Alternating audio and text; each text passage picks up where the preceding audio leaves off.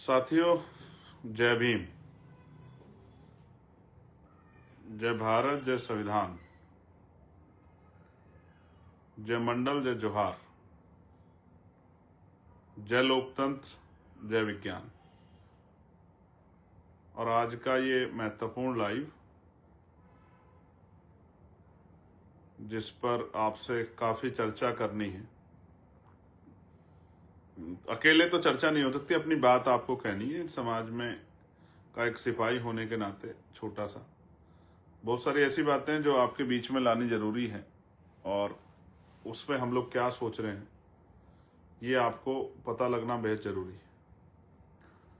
तो तब तक आप जुड़िए। मैं सर्वप्रथम बहुजन समाज में जन्मे सभी संतों, गुरुओं और महान पुरुषों को नमन करता हूं। और नमन करने के पीछे जो मेरा उद्देश्य रहता है वो उद्देश्य रहता है कि उनके द्वारा किए गए कार्यों को, उनका जो लंबा जीवन संघर्ष, त्याग, बलिदान रहा है, उसको समाज में उनका वो प्रभाव मजबूत हो और सम्मान जो है वो बना रहे। आने वाली पीढ़ियां, नस्लें उनको देखे, जाने, समझे और उनके दिखाए रास्ते पर चलने का काम करें। तो इस लाइव को आप कुछ लोग अभी जुड़ेंगे, कुछ लोग सुनेंगे, कुछ लोग बाद में जुड़ेंगे, कुछ लोग देखेंगे, कुछ लोग YouTube चैनल्स पे इसको देखेंगे। जो हमारे बहुजन मीडिया के साथी हैं उनके चैनल्स पे, कुछ लोग यहीं से मेन स्ट्रीम मीडिया के लोग भी उठाएंगे, जो मेरे व्यू जो हैं उनको रखेंगे। लेकिन एक दो तीन बहुत इंपॉर्टेंट चीजें हैं जो आपके सामने रखनी है। तो मैं सबसे पहले उन महान पुरुषों को और सभी महान पुरुषों के साथ साथ आज मैं दो नाम इंपॉर्टेंट हैं जो मुझे ऐड करने हैं, जिनमें एक है जो आज के समय में प्रासंगिक हैं, जिनको लेकर चर्चा होगी, वो है बीपी मंडल साहब।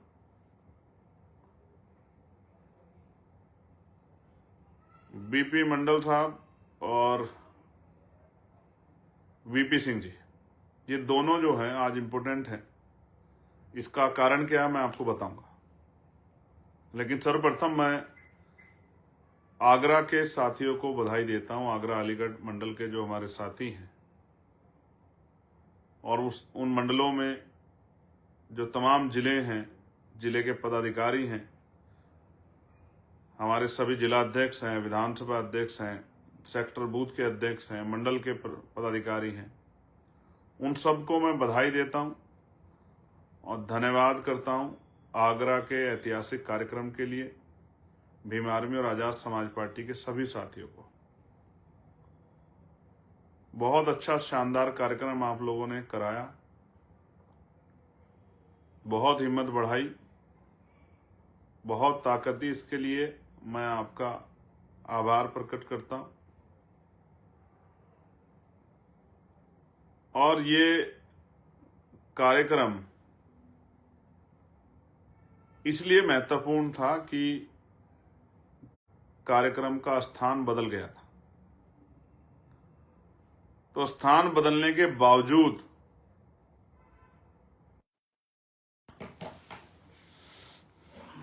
साथियों बड़ा खेद है कि लाइट चली गई थी, इस वजह से नेटवर्क इश्यू हो गए, तो इस वजह से आपसे बात बीच में कट गई थी। तो मैं पुनः शुरू करता हूं कि आगरा में आपने बहुत अच्छा कार्यक्रम कराया और मैं दिल से आपको बधाई देता हूं, भीम आर्मी आजाद समाज पार्टी के अपने सभी साथियों को। जो अनुसांगठनिक हमारे संगठन हैं, चाहे वो लीगल सेल हो, भाईचारा संगठन हो, तमाम हमारे साथियों ने, किसान मोर्चा, सब लोगों ने मेहनत की। आप लोग बधाई के पात्र हैं। और जब आप लोगों ने अच्छी कार्यक्रम करा दिया है तो कन्नौज की जिम्मेदारी बढ़ गई है कि कन्नौज वाले अपने कार्यक्रम को और अच्छा कराएं। तो 4 तारीख को जो कार्यक्रम है वो कन्नौज में है, कसावा खेलकूद मैदान, छिबरामऊ, कन्नौज। 4 फरवरी को आपसे मुलाकात होगी। कन्नौज में, और मैं आशा विश्वास करता हूं कि उस मंडल के सभी साथी आने वाले दिनों में जी जान से जुटेंगे और अपने कार्यक्रम को सफल बनाने के लिए अपने योगदान को मजबूत करेंगे।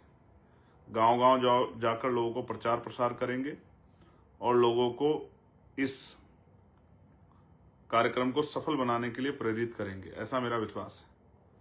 तो मैंने जो महत्वपूर्ण था वो आज के लिए यही था कि कन्नौज छिबरामऊ में जो कार्यक्रम है कसावा मैदान में, खेलकूद मैदान में, उसको आप लोग वहाँ की टीम के साथियों को मैं मनोबल बढ़ाते हुए कहना चाहता हूँ कि आपको मेहनत करके अपने कार्यक्रम को मुजफ्फरनगर, आगरा और हरदोई में जो कार्यक्रम हुआ था उसके बराबर लेके जाना है। इसलिए आपको अब से ज़्यादा मेहनत करनी है। इस बात को मैं आपसे आग्रह कर रहा हूँ कि जब मैं कन्नौज में आऊँ तो मैं वहाँ से भी यही कहूँ कि यहाँ के साथियों ने भी मेहनत करके अपने आप को और ये दिखा दिया पूरे उत्तर प्रदेश के साथियों को कि यहाँ इस मंडल के जो लोग हैं वो भी किसी से पीछे नहीं है।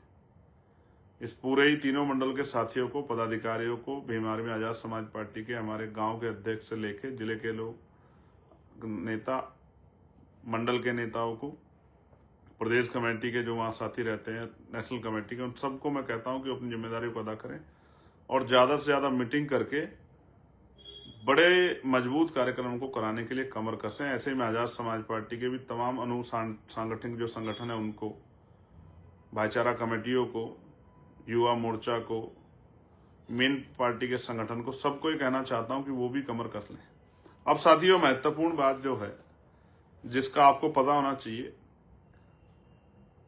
साथियों, सरकार ने एक बहुत ही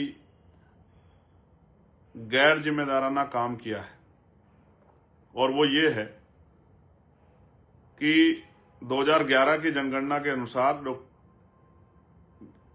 देश भर में लगभग 30 करोड़ से ज्यादा शेड्यूल कास्ट के लोग रहते हैं और उनमें एक बहुत बड़ा समाज है जो जगत गुरु सतगुरु रविदास जी महाराज में आस्था रखता है। उनको मानने वाले लोग कश्मीर से लेकर कन्याकुमारी तक है। उनकी बड़ी आबादी कश्मीर में है, पंजाब में है, हरियाणा में है, दिल्ली में है, राजस्थान में है, मध्य प्रदेश में है, यूपी में बहुत बड़ी आबादी है, उत्तराखंड में है, हिमाचल में है, बिहार में है, झारखंड में है। एक बड़ी आबादी है जो उनको मानती है और उनके विचारों पे। महाराष्ट्र में है, इवन तेलंगाना में भी और कोलकाता में भी, बंगाल में भी उनको मानने वाले लोग रहते हैं और दुनिया में के बड़े बड़े देशों में भी, अमेरिका में, यूरोप कंट्रियों में भी उनको मानने वाले लोग रहते हैं। उनके गुरुघर बने हुए हैं। अभी इस बार उनकी जयंती 1 फरवरी को है। इतनी बड़ी आबादी के जो महापुरुष हैं जिनकी जयंती, प्रकाश पर्व को वो लोग पूरी दुनिया में मनाते हैं, उसी दिन 1 तारीख को सरकार ने बजट का प्रस्तुतिकरण का कार्य जो है वो रखा है। और कई सरकारों ने पिछली बार मेरे आपत्ति करने के बाद, मेरे कड़े विरोध के बाद और मेरे धरना प्रदर्शन की कहने की घोषणा के बाद गुरुजी की जयंती पे प्रकाश पर्व के अवकाश की घोषणा की थी। उत्तराखंड, उत्तर प्रदेश उन्हीं में से जुड़े हुए राज्य हैं, दिल्ली। लेकिन इस बार केंद्र सरकार ने उसी दिन जो है बजट प्रस्तुतिकरण का कार्यक्रम रखा है। आप ये समझिए, क्या इतने बड़े समाज की भावनाओं का सम्मान नहीं होना चाहिए? क्या जवाब है इसका प्रधानमंत्री जी के पास? क्या जवाब है सांस्कृतिक जो कार्य मंत्रालय देख रहे हैं उनके पास, मंत्री जी के पास? क्या जवाब है इस पूरी सरकार के पास, राज्य सरकारों के पास? आपने जगत गुरु सतगुरु रविदास जी महाराज जी की प्रकाश पर्व पे अवकाश घोषित नहीं किया। मैं ये पूछना चाहता हूं, कल उनकी पीढ़ियां जो हैं, जो उनकी आने वाली नस्लें हैं या जो उनके छोटे बच्चे हैं, वो अपने कल्चर को, अपनी सांस्कृतिक विरासत को जानना चाहते हैं, अपने धार्मिक स्थलों पे जाके जो है गुरुजी की जयंती मनाना चाहते हैं, हालांकि आपकी सरकार में नई परमिशन तो नहीं हो रही। मैंने आपको लेटर भी लिखा उत्तर प्रदेश के मुख्यमंत्री जी को, आपकी सरकार में नई परमिशन नहीं हो रही है, नई परमिशन नहीं दी जा रही है कि आप अपनी धार्मिक जो है कार्यक्रम को सफल बना ले। ठीक है, वैसे तो आप बड़ी हिंदुत्व की बात करते हैं, कहते हैं हम सब लोग भाई हैं, लेकिन आपकी सरकार कोई किसी भी नई परमिशन को अलाउ नहीं कर रही है। हजारों जगह पे लोग अपने धार्मिक कार्यक्रम को, गुरुजी की जयंती को मनाना चाहते हैं, लेकिन आपने उसी दिन बजट प्रस्तुतीकरण का कार्यक्रम रख के आपने इतने बड़े समाज को नीचा दिखाने का काम किया, उनकी आस्था पे चोट करने का काम किया। सरकार ने अगर आने वाले दिनों में अगर इस पर फैसला नहीं लिया तो इसके परिणाम अच्छे नहीं होंगे। मैं सरकार को ये बताना चाहता हूं, किसी भी कीमत पे जगत गुरु सतगुरु रविदास जी महाराज को मानने वाले लोग जो अपने परिवारों के साथ रह के अपने जो है धार्मिक कार्यक्रम को करना चाहते थे, उनके मन पे जो आपने चोट पहुंचाने का काम किया है, ये अच्छी बात नहीं। हो सकता है मेरी बात सुनने के बाद आप लोग को इस तरह की घोषणा वगैरह करके जो है कोशिश करो डैमेज कंट्रोल करने की, लेकिन ये अच्छा नहीं। मैं आपको चेतावनी के तौर पे कहना चाहता हूं कि आपके द्वारा जिस तरह से इतने बड़े समाज के मान सम्मान पे ये जो अपराध करने का काम आपने किया, उनको अपमानित करने का काम किया, ये हमारा समाज भूलेगा नहीं। ये कमजोर वर्गों में जो सतगुरु रविदास जी महाराज में आस्था रखते हैं, प्रधानमंत्री जाते हैं बनारस माथा टेकने के लिए और आप एक तरफ माथा टेकने की बात करते हैं, गुरुजी के आदर्शों पर चलने की बात करते हैं, वहीं उनके गजेटेड अवकाश के दिन जो है आप बजट प्रस्तुतिकरण कराते हैं और कोई छुट्टी आपने घोषित नहीं की है। ये स्पष्ट करता है कि आप कितना जो है आपके कह कथनी और करनी में कितना फर्क है। तो ये समाज देख रहा है। मैं जानकारी इसलिए दे रहा हूं कि हमारे लोगों को पता लगे कि किस तरह उनकी जो है धार्मिक आस्थाओं पे चोट पहुंचाई जा रही है। इस देश में जिनका राजकाज नहीं होता, उनकी धार्मिक आस्थाओं का कोई मतलब नहीं बनता।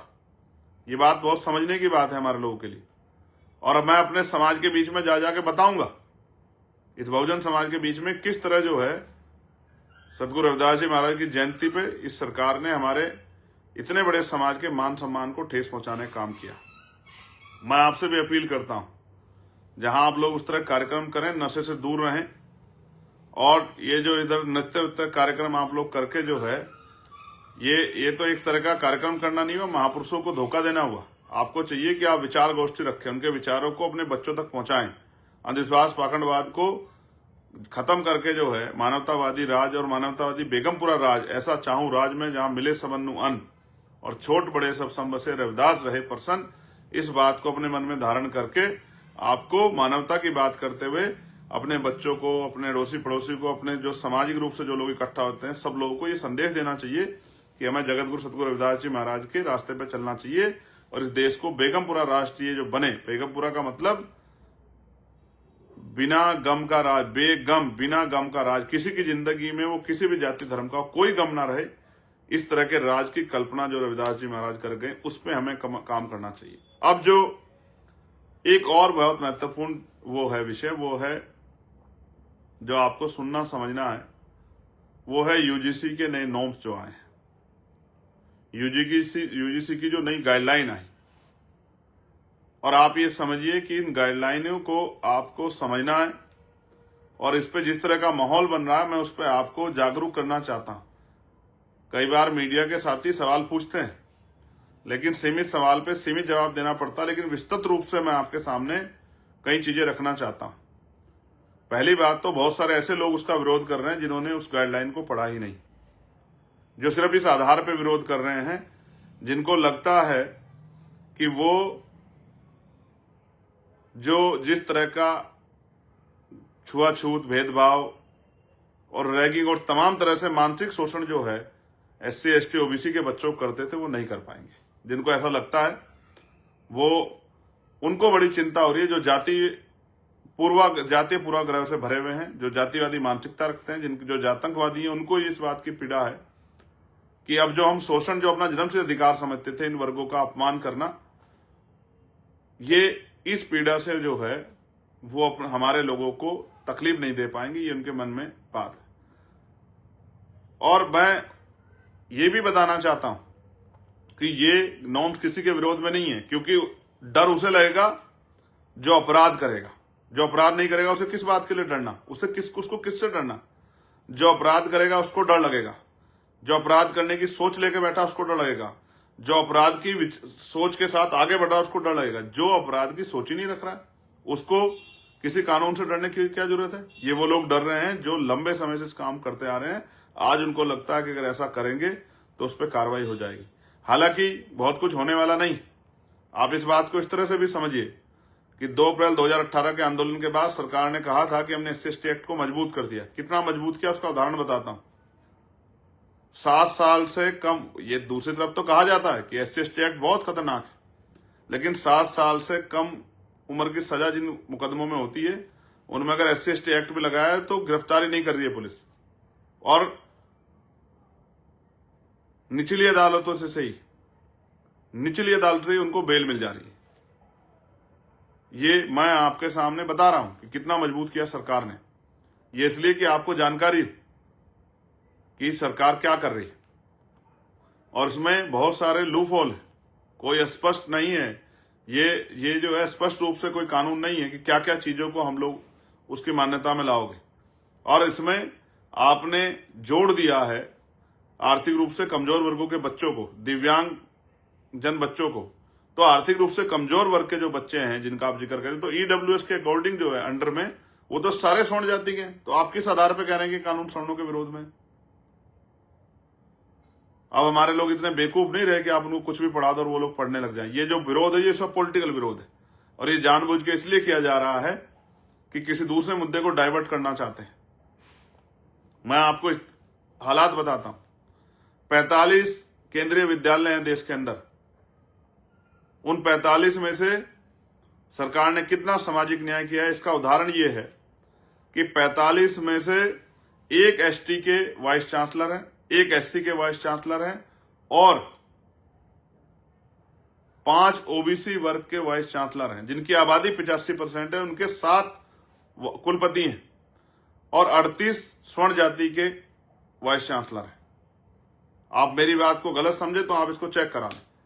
दूसरा, 80% बैकलॉग है पिछड़े वर्ग के बच्चों का, पिछड़े वर्ग के प्रोफेसरों का, असिस्टेंट प्रोफेसरों का, एसोसिएट प्रोफेसरों का, और 83% का बैकलॉग है ST के बच्चों का इन्हीं पोस्टों में, और 64% का बैकलॉग है SC के बच्चों का, SC के प्रोफेसरों का, असिस्टेंट प्रोफेसरों का, एसोसिएट प्रोफेसरों का। ये बात मैं आपको इसलिए बता रहा हूं कि मैं यहां बैठता हूं वेलफेयर कमेटियों की मीटिंग में, और तमाम जो है कमेटियों की मीटिंग में मैं देखता हूं, मेरे पास रिकॉर्ड में आते हैं, मेरे एप्लीकेशन आते हैं। कोई ऐसा सेंट्रल PUC नहीं है जहां के लोगों को, जहां के अधिकारियों से हमें बात ना करनी पड़ती हो कि आप गवर्नमेंट की गाइडलाइन को फॉलो करो, DOPT गाइडलाइन को फॉलो करो, रोस्टर को फॉलो करो। कोई सरकारी ऐसा महकमा नहीं है जिसमें बैकलॉग ना हो, जिसमें जितनी संख्या में सरकारी एम्प्लॉय, उससे ज्यादा एम्प्लॉय जो है ठेकेदारी के आउटसोर्सिंग के जरिए ना रख रखे हों कि सरकारी नौकरी ना देनी पड़े। ये आपके सामने है। और आप बच्चों की बात करें, अधिकारी कर्मचारियों के हाल देखिए, उनके साथ डिस्क्रिमिनेशन हो रहा है, और आप किस तरह शोषण करते हो। मैं बताना चाहता हूं देश को कि आप शोषण किस तरह करते हो। आप शोषण करते हो जैसे पूरन सिंह IPS जो थे, उन्होंने सुसाइड नोट में लिखा, कोई गिरफ्तारी आज तक नहीं हुई है जो हरियाणा के IPS थे, ADGP रैंक के। आप बच्चों की बात करते हो, उनको न्याय दिला दोगे? ADGP रैंक के हमारे IPS पूरन कुमार, उन्होंने सुसाइड किया, सुसाइड नोट लिखा कि जातीय भेदभाव के कारण मेरे साथ ये हुआ, तो वो मर गए, लेकिन उस परिवार के ने जिनके खिलाफ FIR कर दी, एक व्यक्ति को पुलिस ने अरेस्ट नहीं किया। ये आपके सामने उदाहरण कि तब नहीं, आप बच्चों की बात करें। और बताता हूं, एक हमारी बिटियां हैं, टीना ढाबी, जो IPS जो IAS टॉपर हैं, सिविल सर्विस की टॉपर हैं। कल वो किसी ध्वजारोहण के कार्यक्रम में थी 26 जनवरी पर, जहां वो पोस्टिंग है। एक उनसे थोड़ा सा जो है खड़े होने में थोड़ी सी गलती, किस तरह से सोशल मीडिया पे उनका मजाक बनाया गया। उनके जो है वो टॉपर है, सारे टेस्ट टॉप करके ही वो आई है, तब पास करके तभी टॉपर बनी है, लेकिन आरक्षण के नाम पे किस तरह उनको अपमानित किया गया, हम वो पूरे सोशल मीडिया के जरिए तमाम लोगों ने देखा। आपके अंदर जहर भरा हुआ एससी एसटी ओबीसी के बच्चों के प्रति। आप उनका मानसिक शोषण करते हो। बड़े बड़े कॉलेजों में 118% की वृद्धि हो गई है इन जो है इस तरह के क्राइम्स में। तब जाके ये नए नॉर्म्स आए, ये नई गाइडलाइन बनी है। और अभी इसमें एक केस रजिस्टर्ड नहीं हुआ, आप लोग आंदोलन करने चल दिए। ये समझने की बात है। ये आपके सामने है। कब तक इस देश में पायल तडवी या रोहित वेमुला, डेल्टा मेघवाल जो है हमारे बच्चे मरते रहेंगे? इसका जवाब जो है सरकार को देना पड़ेगा। मीडिया में 90% जो है बाहुल्यता सवर्ण बिरादरी के लोगों की है, तो वहां डिबेट हो रही है। डिबेट में बैठ के वो एससी एसटी के लोगों को अपमानित करने का काम कर रहे हैं। और मैं आपको बताना चाहता हूं,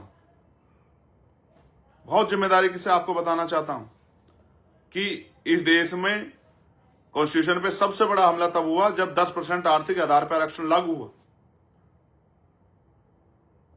उन नेताओं को भी जिन्होंने उसका समर्थन किया, उन्होंने संविधान का जो आधार, संविधान में जो आधार रिजर्वेशन का, उसको कुचलने का काम किया। इस सरकार ने तो कुचला, लेकिन विपक्ष में रहने वाले हमारे लोगों ने भी कुचलने का काम किया अपने चंद वोटों के चक्कर में। और उसका परिणाम यह हुआ कि आर्थिक आधार पर आरक्षण 10% लागू हो गया, जो संविधान का वॉयलेशन था, जो आधार रिजर्वेशन का कॉन्स्टिट्यूशन में उसका वॉयलेशन था। और यहां से तो हुआ उस असंवैधानिक कानून को, उस असंवैधानिक जो पास हुआ बिल, कानून बना, उसको जब चैलेंज किया सुप्रीम कोर्ट में, तो सुप्रीम कोर्ट में बैठे जज, जिनकी जिम्मेदारी थी, जो सारे स्वर्ण जाति के जज थे, उन्होंने उस कानून को भी, उनकी जिम्मेदारी है कि संविधान की व्याख्या करें, उन्होंने भी उस वायलेशन को सही माना। जब संविधान में आर्थिक आधार पे रिजर्वेशन का कोई प्रावधान नहीं है, फिर भी सुप्रीम कोर्ट के जजों ने सिर्फ इसलिए कि स्वर्ण जाति के बच्चों को लाभ मिल जाए, इसलिए उन्होंने उसको सही माना, फिर भी देश ने कोई विरोध नहीं किया। जब 3 दिन में वो कानून बन गया 10% आर्थिक आधार पे, तो भी हमारे नेताओं की चुप्पी से किसने कोई विरोध नहीं किया, क्योंकि एससी एसटी ओबीसी के लोग सामाजिक न्याय को मानते हैं। उन्होंने कहा स्वर्ण जाति में गरीब है तो दे दो, लेकिन उसके बावजूद आर्थिक आधार 10% पे लेते हो और कोटे की जगह हमारी बच्चों को जो पढ़ती है, हमें बच्चों के लेटर आते हैं, कोटे की जगह बोलते हो कि कोठे जो है आप कोठे वाले हो। ठीक है, जिस तरह से आप अपमानित करते हो, आपके अंदर जहर भरा हुआ है। 75 साल में आप इस जहर को अपने अंदर से निकाल नहीं पाए, आप एक सभ्य समाज नहीं बना पाए। और जब कमजोर वर्गों के लोग तरक्की करते हैं, आपने ऐसे ही मंडल कमीशन का विरोध किया। मंडल कमीशन में भी आपके खिलाफ कुछ नहीं था। मंडल कमीशन में पिछड़ी जातियों को जो है सशक्तिकरण के लिए जो आर्टिकल 340 में प्रावधान बाबा साहब अम्बेडकर ने किया, उस प्रावधान को जो है, उस प्रावधान के अकॉर्डिंग जो है, तो रिजर्वेशन का जो काका कालेकर आयोग के बाद और मंडल कमीशन बनकर जो रिपोर्ट बनी, जो आयोग बना, उसकी जो रिपोर्ट आई, उस 340 आर्टिकल नंबर 340 को जो है मजबूत, उसके आधार पे जो मंडल कमीशन के जरिए जो है पिछड़े वर्ग के लोग सशक्तिकरण का जो जब ये कानून आ गया, उनको आरक्षण देने का प्रावधान बन गया, तो आपने उसका भी विरोध किया, पुरजोर विरोध किया आपने। कहां था वो स्वर्णों के विरोध में जो आपने उसका विरोध किया?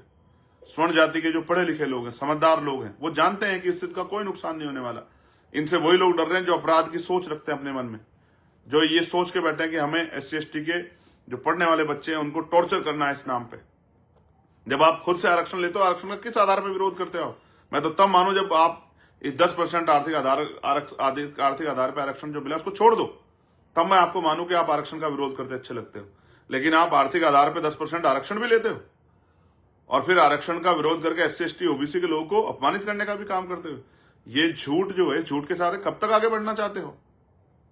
हमने अपनी आंखों से देखा, हमने सुना, हमने महसूस किया किस तरह से एससी एसटी ओबीसी के बच्चे जो हैं, और अभी भी गांव देहात में किस तरह का सलूक होता है।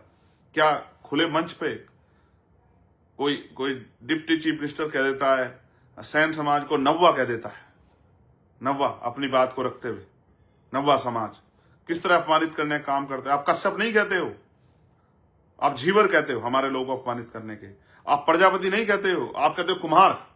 कुमार, जानबूझ के आप हमारे लोगों को अपमानित करने का काम करते हो, जानबूझ के। आप यादव नहीं कहते हो, आप कहते अहीर, जानबूझ के आप जो है हमारे लोगों को, जानबूझ के आप जो है पिछड़े वर्ग के, पिछड़ी जातियों के बच्चों को, शेड्यूल कास्ट के लोगों को, ठीक है, आप जानबूझ के जो है जाति के आधार पे, और नाई के,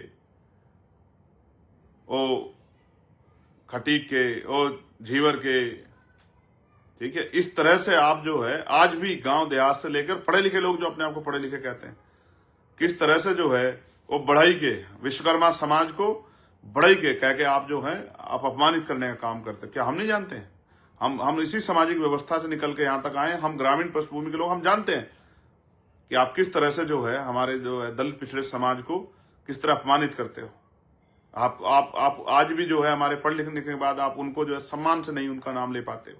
ये सब हम लोग देख रहे हैं, और मैं धन्यवाद दूंगा एक ही बात के लिए कि इस नॉर्म्स में आपने SC ST के साथ OBC को भी जोड़ा, OBC को भी जोड़ के आपने बताया कि हम ये जाति के आधार पे जो कुछ OBC के साथियों को जो घमंड हो गया था, वो भी अपने आप को स्वर्ण समझने लगे, तो उनको भी आपने बताया कि इस नॉर्म्स में कि उनको भी, उनका भी उत्पीड़न होता है। जिस भाईचारा को बनाने के लिए SC ST OBC के हम लोग इतने लंबे समय से प्रयास कर रहे थे, आपने अच्छा किया, बना दिया। और मैं तो चाहता हूं सरकार पे पीछे हटे, जो SC ST OBC के लोगों को पता लग जाए कि सरकार उनका कितना हित चाहती है,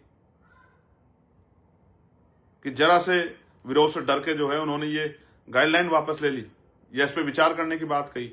पता होना चाहिए कि वो इतने बड़े समाज के भावनाओं को किस तरह कुचलने का काम कर रही। मैं तो चाहता हूं सरकार स्टैंड ले, पता तो लगे, क्योंकि सरकार ने सिर्फ अपनी मन से नहीं किया है, जो समिति थी उसमें जो लोग थे उनके सुझाव से किया है। इसलिए मैं कह रहा हूं बहुत महत्वपूर्ण है, चर्चाएं हो रही हैं, इस्तीफे हो रहे हैं, बहुत कुछ है, आपको नजर बनानी है। मेरी बात पे गौर करो कि कौन खड़ा है आज आपके साथ, कौन पत्रकार है, कौन न्यूज चैनल है, कौन सा अखबार है, कौन खड़ा है आपके साथ, कौन सा नेता खड़ा है, कौन सी पार्टी खड़ी है। आज आपको देखना है कि आपके बच्चों को जिस तरह सुसाइड करने के लिए मजबूर किया जा रहा है हायर एजुकेशन सेंटरों में, अगर उसके रोकथाम की कोई कोशिश की गई है तो उससे कौन डरा है और कौन जो है उसके खिलाफ जो कौन सा दल खड़ा होकर किस तरह की बात को प्रयोग कर रहा है। आज SC ST OBC के लोगों को देखना है, समझना है कि कौन सी पार्टी क्या स्टैंड ले रही, कौन सा नेता क्या स्टैंड ले रहा। क्या किसी में हिम्मत है कि वो स्टैंड लेके कहे कि हम ये जो नए नॉर्म्स बने, ये जो नई गाइडलाइन बनी है, हम लोग किसी भी कीमत पे इन गाइडलाइनों के, हालांकि इन गाइडलाइनों से बहुत कुछ प्रभावित नहीं होने वाला, लेकिन फिर भी जो कुछ प्रयास किए गए हैं उन प्रयासों को अगर वापस लेने का प्रयास करें तो हम सड़क पर मुकाबला करेंगे, हम सरकारों को जो है घेरने का काम करेंगे, हम धरना प्रदर्शन करेंगे, हम लोग जो इनके आवासों पे ताले लगा देंगे। कोई ऐसा हिम्मत जुटाए तो मैं तो देख रहा हूं, लेकिन मैं तो आपसे कह रहा हूं, आज दलित पिछड़े वर्ग के जो है बुद्धिजीवी, आदिवासी वर्ग के जो बुद्धिजीवी, उनसे कह रहा हूं, जो चिंतक हैं उनसे कह रहा हूं, जो इस समाज में अधिकारी कर्मचारी, उनसे कह रहा हूं, देखिए आपके बच्चों को जिस तरह का शोषण का शिकार होना पड़ता है उस पर कौन खड़ा है आज आपके साथ, या कौन वोटों की परवाह कर रहा है। ये बहुत बड़ा उदाहरण है आपके सामने देखने के लिए, समझने के लिए। अगर आज भी नहीं समझे और आज भी नहीं संभले तो वो दिन दूर नहीं है कि कल फिर किसी पायल तड़वी को, रोहित वेमुला को, डेल्टा मेघवाल को जातीय भेदभाव कारण आपके बच्चों को, आपके जो हैं टॉपर्स हैं, उनको जान देनी पड़ेगी। मैं बहुत चिंता में था, मैं सोच रहा था आपसे बात करूं, क्योंकि जब से गुरु रविदास जी महाराज की जयंती पे प्रकाश पर्व का अवकाश जो है वो छीन कर जो है और इस तरह का माहौल बनाया गया, उससे मेरे मन में गुस्सा, बहुत पीड़ा थी। और दूसरा जो है ये UGC पे जो है जिस तरह से मैंने आपको बताया, आप चेक कीजिए सोशल मीडिया, किस तरह टीना ढाबी को, जो एक IAS है, टॉपर है, जिसको जाति के आधार पे जो है उसका अपमान करने का काम किया जा रहा है। ये आपके सामने अभी एक दिन पहले की बात है, आज 27 से 26 की बात। और IPS पूरण कुमार का उदाहरण मैं आपको दे चुका हूं, और उससे पहले जो है आपके टॉपर्स में पायल तड़वी, डेल्टा मेघवाल, रोहित वेमुला, कितने जो है आपके सामने उदाहरण है। और ये बढ़ रहा है, 118% की वृद्धि हुई है, क्योंकि स्कूलों में बैठे, हायर सेंटर में बैठे द्रोणाचार्य एकलव्य का अंगूठा रोज काट रहे हैं या कटवा रहे हैं। तो ये जिम्मेदारी बैठती है उस सभ्य समाज की, उस पढ़े लिखे हर जाति धर्म के व्यक्ति की। अगर कोई बन रहा है, प्रयास हो रहा है कि इस तरह की चीजों पर रोकथाम लगे, तो उसमें अड़ंगा ना अड़ाए, उसका समर्थन करें। और जो अड़ंगा अड़ा रहा है, और वो कहां, अरे मैं भूल गया, वो भाईचारे का भूत कहां कितना जल्दी उतर गया आपका 2 ही दिन में। ऐसे मंडल कमीशन पे आप लोग भाई हिंदुत्व भाईचारे की बात कर रहे थे ना, अरे वो भाईचारे वाले बंधु कहाँ गए सब लोग जो भाईचारे की बात कर रहे थे कि हम सब लोग भाई हैं, हिंदू हिंदू भाई भाई है, जात पात की करो विदाई, हिंदू हिंदू भाई भाई। अब ये जब आपके दलित पिछड़े भाइयों को के अधिकारों के संरक्षण के लिए कुछ मिलने लगा है, वो भी आपसे ही बचाने के लिए कि आप उनका जातीय आधार पर उत्पीड़न न करो, तो कहां गया भाईचारा आपका? वो भाईचारे वाले लोग निकल के आए। जब भी SC ST OBC के लोगों को जब मंडल कमीशन आया था तो भी ये भाईचारे वाले लोग ही थे जो चाहते थे कि वो पिछड़े वर्ग को लोग सशक्तिकरण हो, उनके लिए अलग से कोई जो है स्पेशल प्रोविजन ना बने। SC ST के लोग नहीं चाहते थे कि उन पिछड़े वर्ग के अधिकारों को छीना जाए। वो तो आज भी चाहते हैं 52% OBC को 52% रिजर्वेशन मिले। मैं तो अभी क्या किया आगरा में कि जो अति पिछड़ा समाज है उसको 15% अलग से रिजर्वेशन देंगे, 27% से अतिरिक्त, जिससे आपके अंदर कोई उस तरह के ना इत्तेफाकी ना हो। और देते तो 25%, लेकिन क्योंकि अभी उस तरह की स्थिति नहीं है, उस तरह का माहौल नहीं है, लेकिन 15% की तो गारंटी देते हैं कि हम लोग कानून बना के जो है 15% अति पिछड़ी जातियों को अलग से आरक्षण की व्यवस्था करा के देंगे, क्योंकि हम समझते हैं कि वो आगे नहीं निकल पाए। तो मैं स्पष्ट तौर पे कहना चाहता हूं, मैं तो उनको ढूंढ रहा था, वो जो तमाम बाबा और तमाम जो है घूम रहे थे जात पात की करो विदाई, हिंदू हिंदू भाई भाई, और तमाम जो रोज वो संगठन घूम रहे थे, पानी पी रहे थे, पिला रहे थे भाई भाई, कहां गए भाई भाई? अब भाईचारा कहां गया आपका? एक ही दिन में उतर गया भूत भाईचारे का। जब बात आई इन वर्गों के सशक्तिकरण की, इन पे होने वाली हिंसा को रोकने के लिए, तो भाईचारा उतर गया आपका। आप समझो, आप देखो, सोशल साइट खोलो, आप गूगल खोलो कि कौन समर्थन में कौन विरोध में, इन चेहरों को पहचानो। कुछ अधिकारियों ने सामान्य जाति के इस्तीफे दिए, वो जानते हैं कि कुछ बदलाव नहीं होने वाला, कोई नुकसान नहीं हो रहा, फिर भी इस्तीफे दिए कि सरकार प्रेशर बने। लेकिन SC ST OBC के नेताओं को उनके उन्होंने मुंह पे टेप लगा ली है। ये भी समाज को देखना चाहिए कि जो इस तरह के आधार पे जो सरकार द्वारा कानून जो है गाइडलाइन बनाई गई, जो उस पे जो सहमति से गाइडलाइन बनी, उन पे जो है वो पक्ष नहीं रख पा रहे हैं, तो वो आप पे कितने तेजी हैं। और कौन है जो आपके लिए हर तरह की मुसीबत उठाने के लिए तैयार है, हर तरह के चैलेंज, जान को दांव पे लगाने के लिए तैयार है? कौन सा संगठन है, कौन सा दल है? ये आपके सामने किसी के मुंह से आवाज नहीं निकल रही है। सबको अपने वोटों की फिक्र है, किसी को इस कमजोर दलित पिछड़े आदिवासी समाज की फिक्र नहीं है। और जिनको फिक्र है वो आपके सामने। आप देखो, यूट्यूब चैनल देखो जिनको आप रोज देखते हो, पत्रकार देखो जो आप देश में आके लिबरल के नाम पे जो है आपके सामने बहुत सारी चीजें रखते हैं, लेकिन आज वो भी जो है सत्यता के साथ नहीं खड़े हो पा रहे हैं।